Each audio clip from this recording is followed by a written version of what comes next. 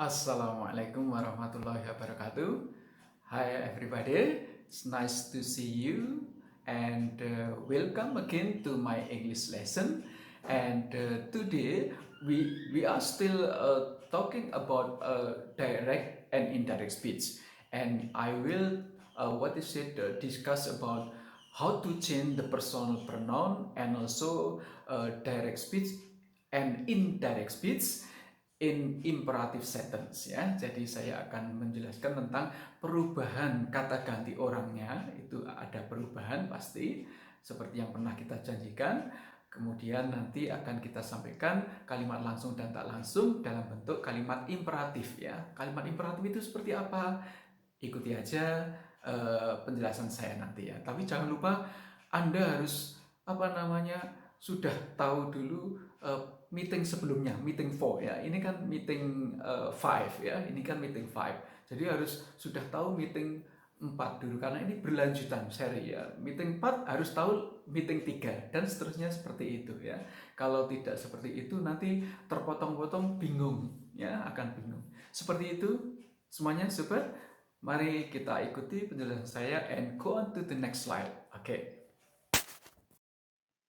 Okay, the change at the personal pronouns in direct speech and indirect speech. How to make it ya, bagaimana caranya kita membuatnya. Here we are talking about the speaker and addressee. We focus on speaker and addressee ya. Kita harus betul-betul memfokuskan pada pembicara dan addressee, orang yang diajak bicara ya, atau orang yang dituju, itu addressee. Okay. And then the rule is if the speaker or the addressee is a male ya. Jadi kalau speaker atau addressee-nya itu male, laki-laki, you must change into he if the possession is as a subject ya. Anda ganti he nanti kalau posisinya itu sebagai subjek, subjek ya. And you must change into him whenever the possession as an object. Ya, Anda ganti him kalau kedudukannya itu sebagai objek. Okay, and then you also change into his whenever the possession as a possessive ya. Anda ganti his kalau kedudukannya menjadi possessive ya. His itu possessive yang harus dirangkaikan, you must connect it to noun, yang harus dikaitkan dengan kata benda. Misalkan buku dia atau bukunya, Anda bisa bilang his book ya. Rumahnya ya, his house ya, his laptop. Seperti itu, harus dirangkaikan, ada kata bendanya, nggak bisa berdiri sendiri ya. Cannot stand alone ya. Oke ya, so once again, if the speaker pembicaranya or the addressee, orang yang diajak bicara itu is a male, adalah laki-laki, you must change into he as a subject, him as an object, and his as possessive. Seperti itu ya. And how about a female? Bagaimana kalau speaker or addressee-nya itu female ya, perempuan ya. If it is a female, you must change into she. If the possession is a subject, ya. Kalau kedudukannya adalah subjek, maka she, ya. Kalau laki-laki, he, ya. And then you also change into her whenever the possession is an object, ya. Anda ganti her kalau kedudukannya itu sebagai objek. You change into her or hers whenever the possession is a possessive ya. Anda ganti her atau hers itu kalau kedudukannya possessive, menunjukkan milik kepemilikan ya. Contohnya misalkan buku dia, her book ya. Rumah dia, her house. Sekolah dia, her school seperti itu. Tapi kalau hers can stand alone. Ini bisa berdiri sendiri. Jadi kalau dia bilang her house, ya ini the house of hers. Ya, hers. Tidak ada hers house, bukan ya. Her pen, ya, her pen. Ini pen of hers, boleh ya, pen of hers, gitu. Dan seterusnya, oke ya, make sense. Dua-duanya adalah possessive ya. Oke, sekali lagi, kalau speaker or addressee-nya is a female, you can change into she as a subject, her as an object, or her or hers as a possessive. Seperti ini. Oke. And then how about if it is plural person? Kalau orangnya jamak lebih dari satu gimana? Aturannya ini. Ya, jadi kalau orangnya lebih dari satu jamak, maka you must change into they if the possession is subject. Anda ganti they kalau kedudukannya subjek, and you change into them if the possession is object. Ya, Anda ganti them kalau kedudukannya objek posisinya, and you change into their or theirs. Ya, their or theirs itu if the possession is as possessive. Ya, sebagai possessive Anda gunakan their atau theirs. Aturannya sama seperti yang tadi. There harus diikuti kata benda. Kalau theirs itu stand alone, berdiri sendiri boleh. Ya, ini nggak usah theirs kata benda. Oke. To make clear, you can see my example here. Biar jelas Anda lihat contoh saya ini. Father told mother, I'll pick you up at 4 p.m. Ya. Ini kalimat langsungnya seperti ini. Kita analisa I belong to the speaker. I itu berarti adalah speakernya, father. Ya. Father belong to male, laki-laki. Maka I nanti you must change into he. Ya, karena apa? Sama kedudukannya subjek kan ya. I-nya subjek, berarti diganti he nanti. Oke, sehingga ini di kalimat tak langsungnya tidak ada I lagi, tapi he. Make sense? Kemudian you must change the predicate will or shall. Here you change present jadi past seperti biasanya. And then the second personal pronoun you. You itu belong to the addressee. Ya, orang yang diajak bicara atau orang yang dituju adalah mother. Mother belong to female kan ya, female perempuan. Maka you itu kan objek, tapi perempuan female, cari objek female berarti nanti you-nya you must change into her. Make sense ya? You become her. Okay. So the indirect sentence says kalimat tak langsungnya berbunyi seperti ini. Father told mother that I diganti apa tadi? Yes, he. Kemudian will atau shall-nya kamu ganti would. Maka ketemu he would pick. Ya, he would pick. You adalah yang diajak bicara, addressee-nya perempuan. Ya. Objek berarti kita pilih yang her. Oke, sehingga menjadi he would pick her up at 4 p.m. Begitu ya. Father told mother that he would pick her up at 4 p.m. Make sense ya? Oke. Second example, contoh kedua misalkan ini. I said to the students, you must clean your desk first. Kalimat langsungnya. Ini yang saya garis bawahi adalah yang harus diperhatikan perubahannya. Oke ya. You must, you personal pronoun you here as a subject adalah addressee ya. Addressee-nya the students ya, students plural ya, jamak ya. Berarti nanti yang deretan ini perubahannya you subjek berarti kamu ngambil they nanti gantinya they untuk kalimat tak langsungnya. Make sense ya? Must itu predikat masculine itu predikatnya, must-nya present harus diganti nanti jadi past seperti dulu ya. Kemudian your itu masih tetap addressee ya, yang diajak bicara atau orang yang dituju. Kedudukannya adalah iya possessive karena diikuti kata benda desk, your desk, meja Anda, mejamu gitu, your desk. Sehingga ini nanti diganti possessive your tapi jamak ya. Berarti di sini. Ini atau ini? There atau theirs? Iya, tentu saja ini there karena ada kata bendanya. Oke ya. Sehingga the complete indirect sentence you can say here I said to the student that you tadi diganti apa? Iya, they. Kemudian must-nya menjadi iya, had to clean. That they had to clean your-nya, your desk-nya diganti iya, their desk. Seperti ini, their desk first. So, I said, once again, I said to the students that they had to clean their desk first. Seperti ini, teman-teman. Ya, anak-anak semuanya yang mendengarkan instruksi saya seperti ini. Ya, pembelajarannya mudah kan ya? Diingat-ingat, nanti banyak berlatih pasti bisa. Oke, berikutnya kita langsung fokus ke perubahan kalimat imperatif ya, imperatif sentence. Seperti apa sih perubahannya? Kalimat langsungnya seperti apa? Kalimat tidak langsungnya seperti apa? Oke, you can go to the next slide. Alright. Okay. And if the main sentence is imperative, is an imperative sentence, yeah, the indirect speech is characterized by the construction of subject, verbal verb, personal object, objek orang ya, and then to verb, to kata kerja bentuk pertama ini ya.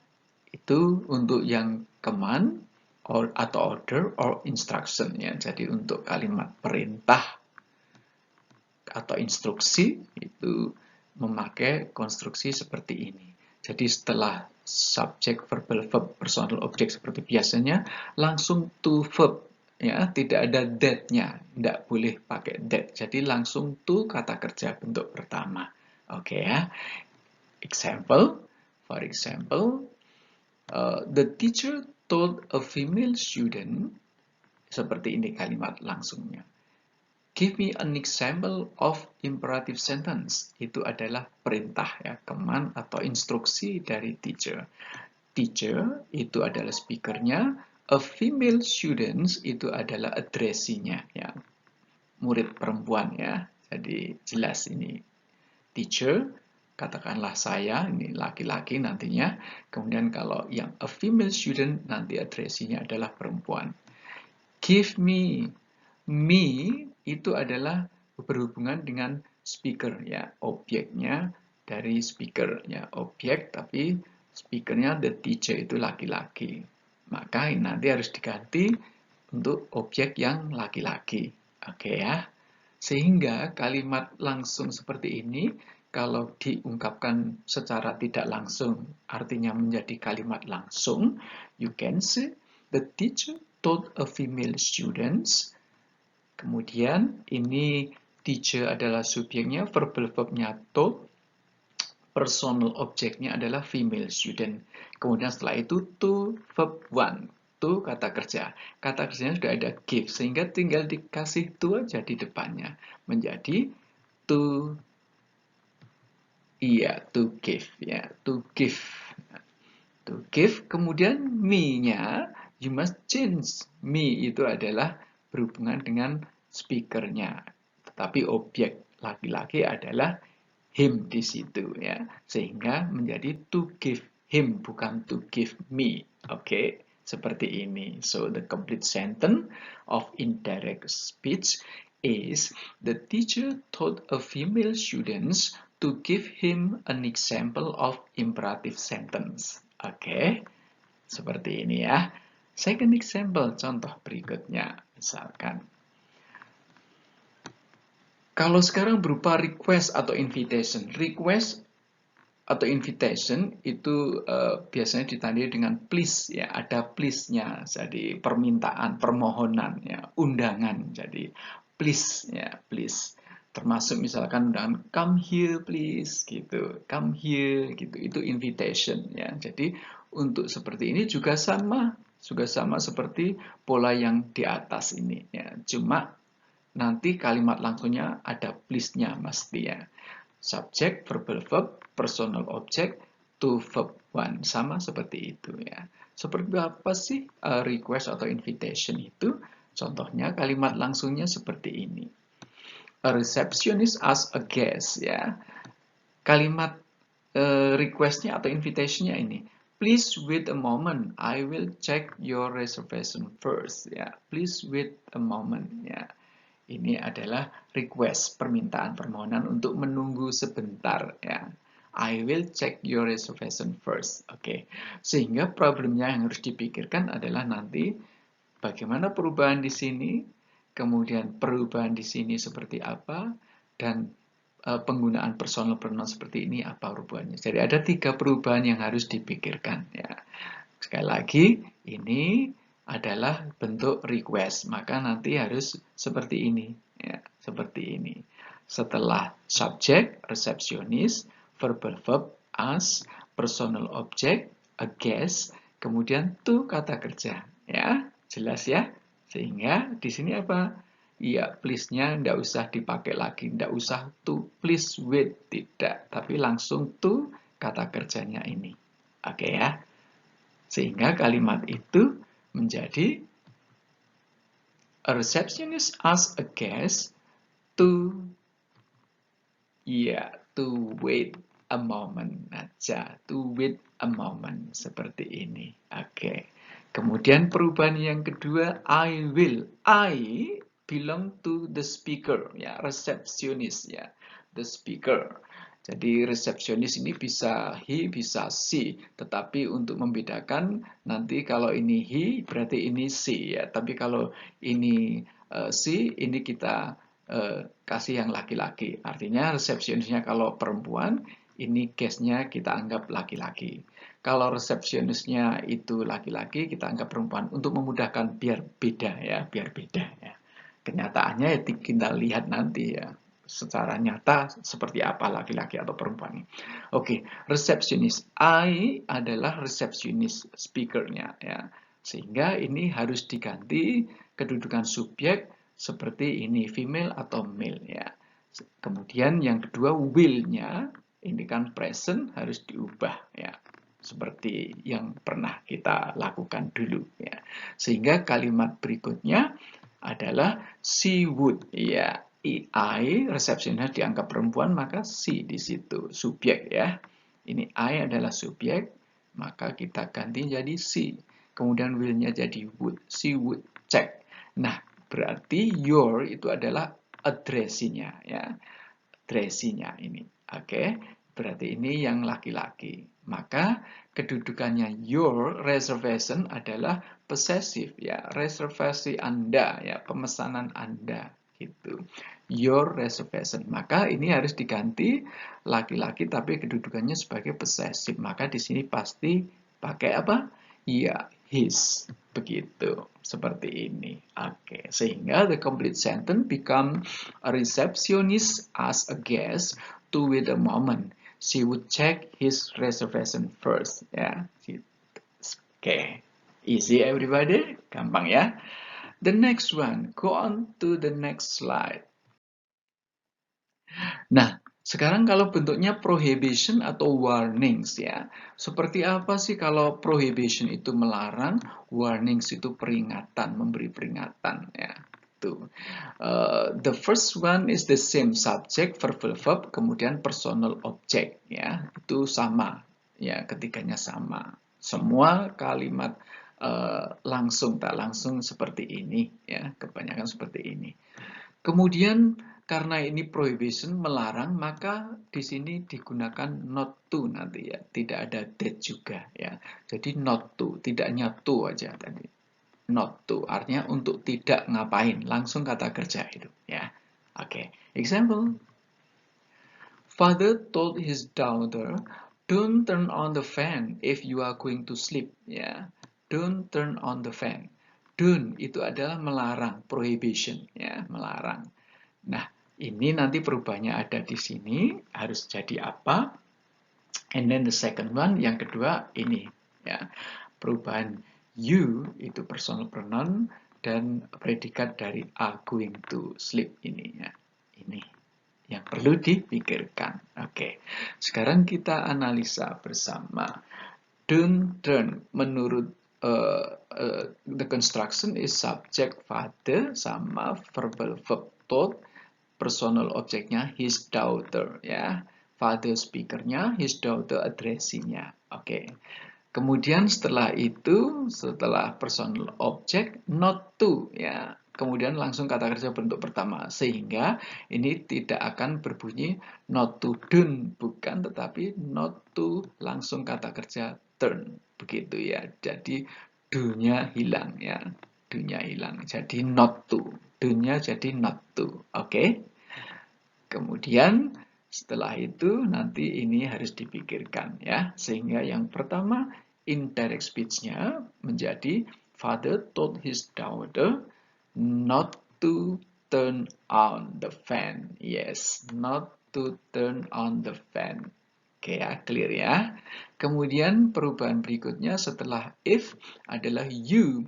You mean the addressee ya, orang yang diajak bicara atau orang yang dituju itu adalah his daughter. Daughter itu perempuan, berarti you-nya itu diganti yang perempuan tapi kedudukannya sebagai subjek ya di kalimat berikutnya ini, subjek. Oke, sehingga apa? Ya pasti C. Kemudian perubahan A ini to be A present ini harus diubah menjadi past tense. Ya past tense dari to be A apa? Yes, harus mengikuti karena ini you-nya tadi perempuan kan she, berarti she was, begitu tidak she were ya.